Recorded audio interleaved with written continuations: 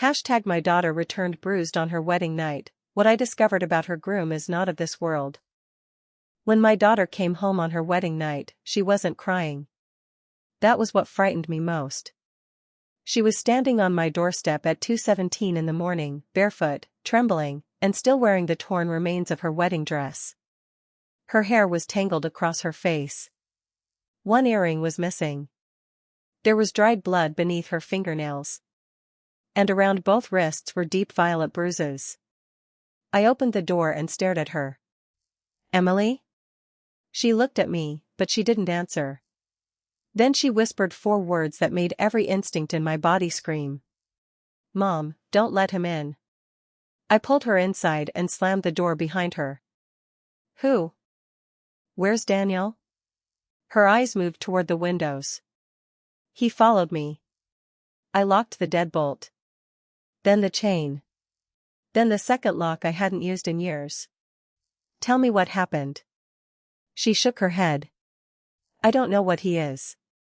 I thought she meant Daniel had hurt her. I thought my daughter's new husband had finally shown the man he really was. But when I reached for her wrist, my fingers touched something so cold that I instinctively pulled away. It wasn't the coldness of ice. It was deeper. Almost lifeless. "Emily," I whispered. "What happened to your skin?" She looked down. "Don't." "What?" "Don't take my sleeve off." That was exactly when I knew there was something terribly wrong. Because Emily had never been afraid of me. Not once. She had come home after breakups, after bad exams, after losing jobs, after arguments with friends. She had cried in my kitchen and slept in her old bedroom when life became too heavy. But that night, she was afraid of what I might see. I slowly pulled back the torn silk covering her wrist. And my world changed forever. Beneath the bruising, her skin wasn't completely skin anymore. Tiny black scales were pushing through it. They shimmered under the hallway light like polished obsidian. I froze. Emily covered her mouth to stop herself from screaming.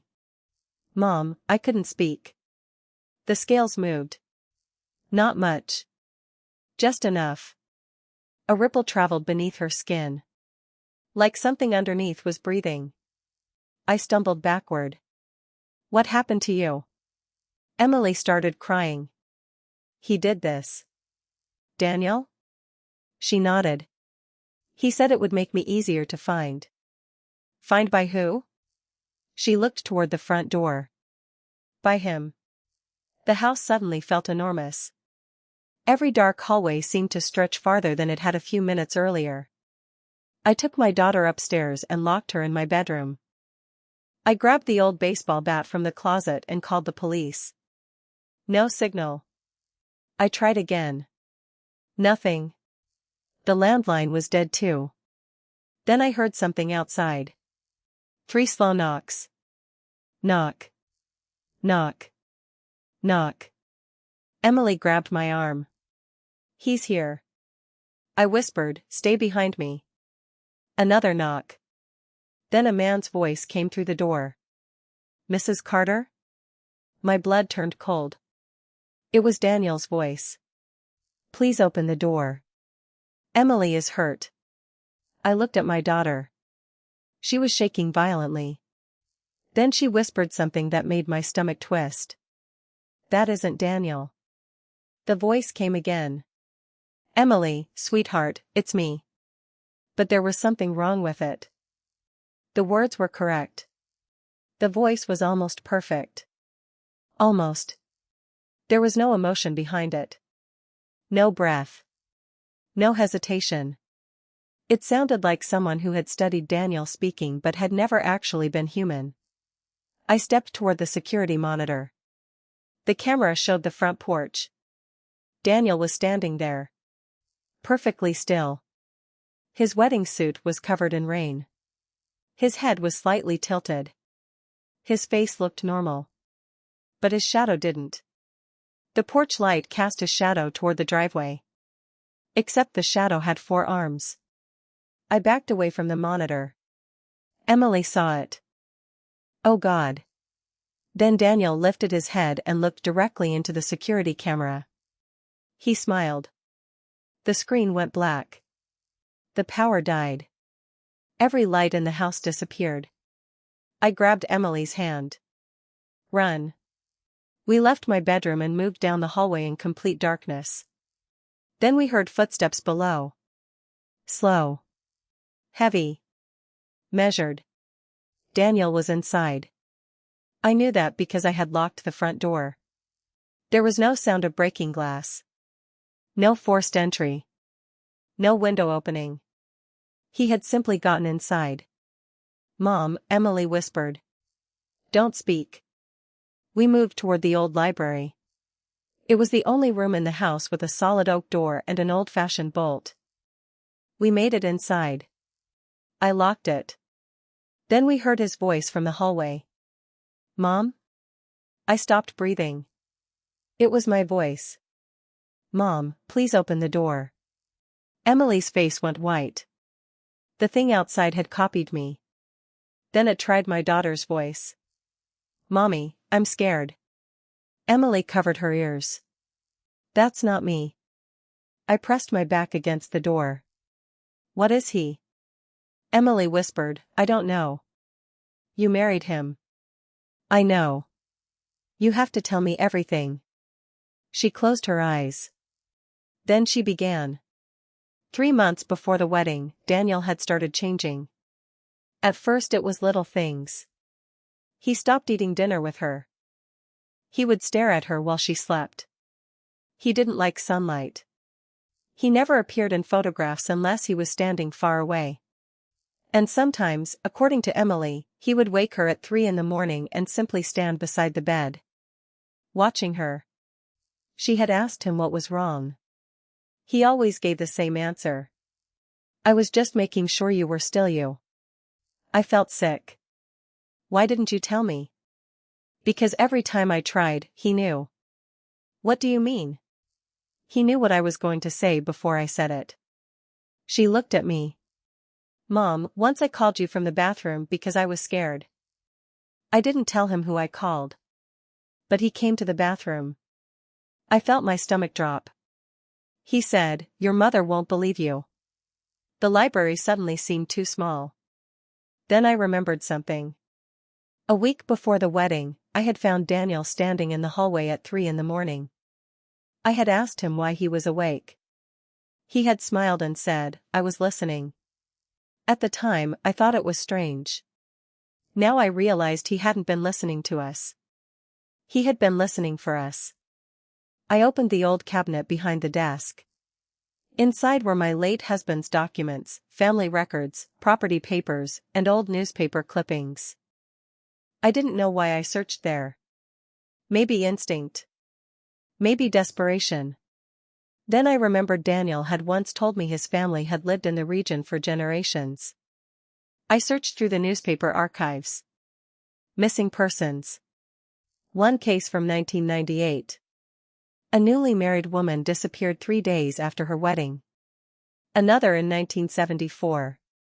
A wealthy businessman vanished after bringing home a mysterious bride. Then 1931.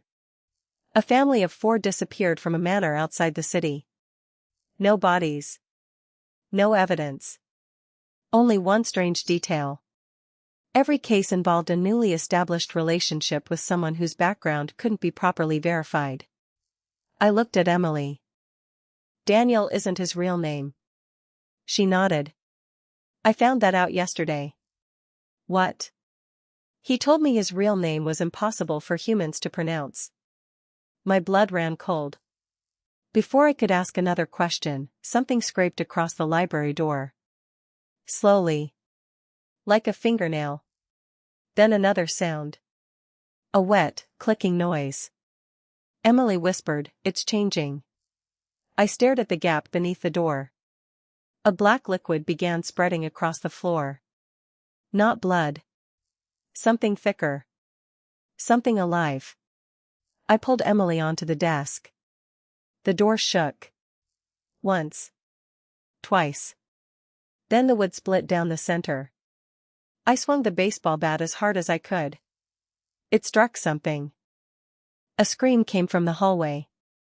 But it wasn't a human scream.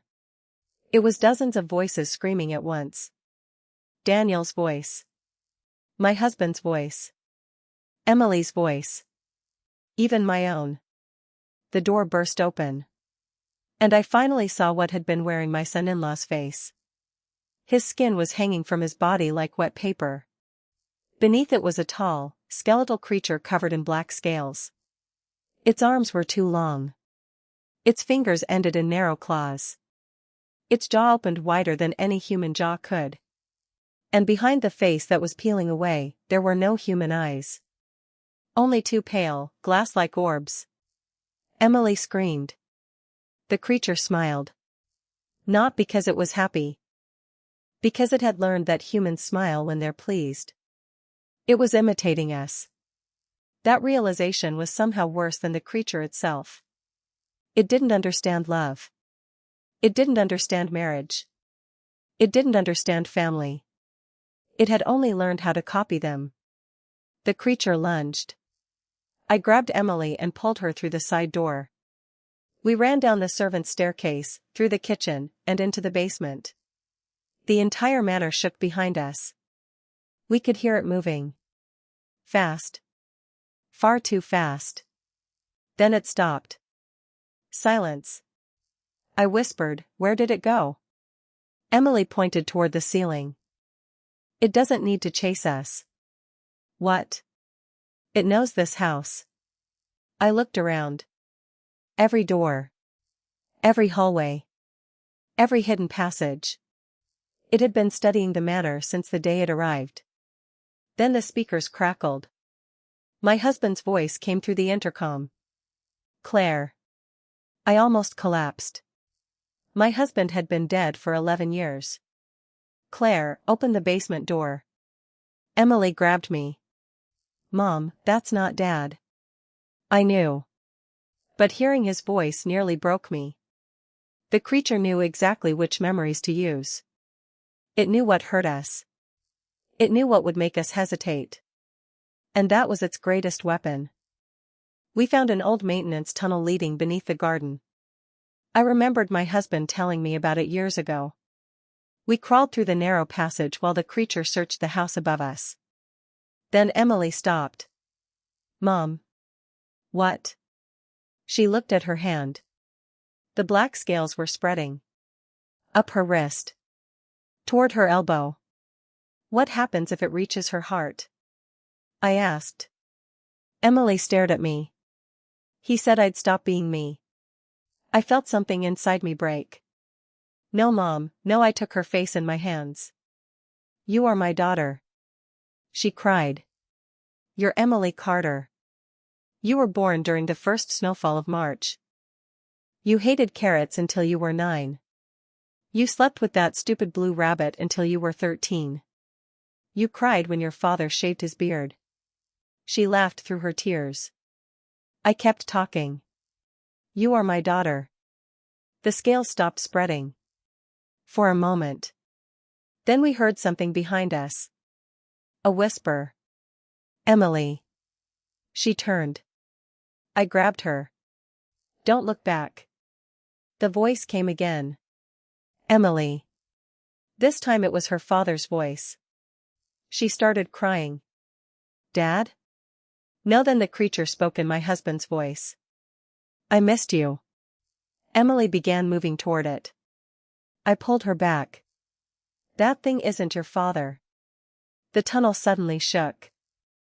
The creature slammed into the wall behind us. The bricks cracked. We ran. At the end of the tunnel was a rusted metal door. I kicked it. Nothing. Again. Nothing. Then Emily noticed an emergency release. She pulled it. The door opened. We emerged into the garden. Rain was pouring. The manor stood behind us like a black silhouette. Then every window lit up. One by one. And in each window stood a different version of Daniel. Dozens of them. All watching us. I understood then. There had never been only one face. The creature could reproduce its appearance. Its voice. Its behavior. Maybe even its memories. But it had one weakness. Fire. I remembered the old heating system. The fuel tanks beneath the east wing. If I could ignite them, the entire eastern section would burn. I dragged Emily toward the garage. We got inside. I found an old fuel can. Then I ran back toward the manor. Emily screamed after me. "Mom. I'll be back." I poured fuel along the wooden entrance. Then across the curtains. Then the staircase. The creature appeared behind me. Wearing Daniel's face again. "You wouldn't burn your own house." I turned. "No, I struck the lighter. I'd burn a monster's nest." I threw it. Fire exploded across the curtains. The creature screamed. This time it couldn't imitate anything. The sound was ancient. Primitive. Hungry. It rushed toward me. I ran. The flames climbed the walls. Windows shattered. The roof began collapsing. Emily and I reached the garden just as the eastern wing erupted. The creature stood inside the flames. Its black scales glowing orange. It looked at us. Then it smiled. And for one terrible second, I saw Daniel's face again. Not the monster. Daniel. The real face. Or at least the face it had stolen. Then the entire manor collapsed. We survived. The police arrived 40 minutes later. The fire department found no body. No skeleton. No evidence of Daniel. The official explanation was an electrical fire. They asked where my son-in-law was. I told them the truth. He had never been my son-in-law. He had never been human. Months passed. Emily recovered physically. The scales disappeared from her skin. But she never married again. Neither did she sleep in complete darkness. As for me, I began searching. I searched newspapers. Old records. Photographs. Missing person reports. And I found something I wish I had never discovered. There were other cases. Hundreds. Different countries. Different decades. Different names. Always the same pattern. A mysterious stranger. A wealthy family. A sudden marriage. A disappearance. And somewhere in the story, someone mentioned cold skin. Black scales. Or a person who didn't cast the right shadow. I stopped searching after I found a photograph taken at a diplomatic event in Europe. The photograph showed dozens of powerful people standing together. Presidents. Business leaders. Aristocrats. Celebrities. And near the back of the room stood a man who looked exactly like Daniel. Same face. Same eyes. Same smile. The photograph had been taken 6 years before I met him. 6 years. And he hadn't aged. I thought that was the end of the nightmare. It wasn't. 3 weeks ago, I was packing a suitcase for Emily. She was moving to another city. I opened the suitcase. And something fell from the lining. A small black object. I picked it up. An obsidian scale. Cold. Perfectly smooth. Still warm underneath. I dropped it. Then I heard breathing behind me. I slowly turned around. Emily was standing in the doorway. She looked terrified. "Mom?" "Yes?" She stared at the scale on the floor. Then she whispered, "I thought we burned all of them." I looked at her. "What do you mean, all of them?" She didn't answer. Her eyes moved toward the window. There was someone standing outside. A man. Watching our house. He raised one hand. And waved. Then he smiled. I didn't recognize his face. But I recognized the smile. It was Daniel's. So if you think the monsters in this world are always hiding in dark forests, abandoned houses, or ancient caves, maybe we should think again. Maybe the most terrifying monsters don't hide from us. Maybe they sit beside us at dinner. They shake our hands.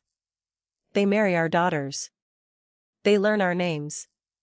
They memorize our memories. And they wait patiently until we trust them enough to open the door. I still have that black scale.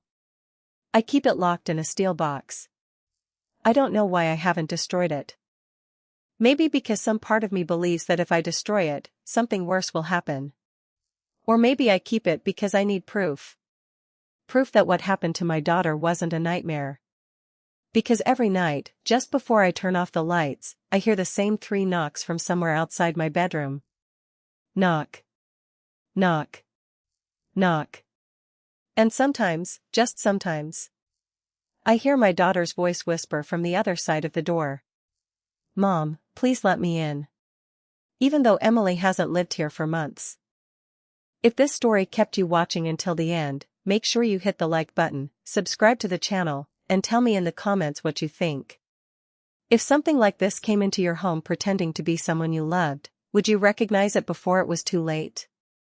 Because sometimes, the scariest question isn't whether monsters are real. It's whether we've already invited one inside.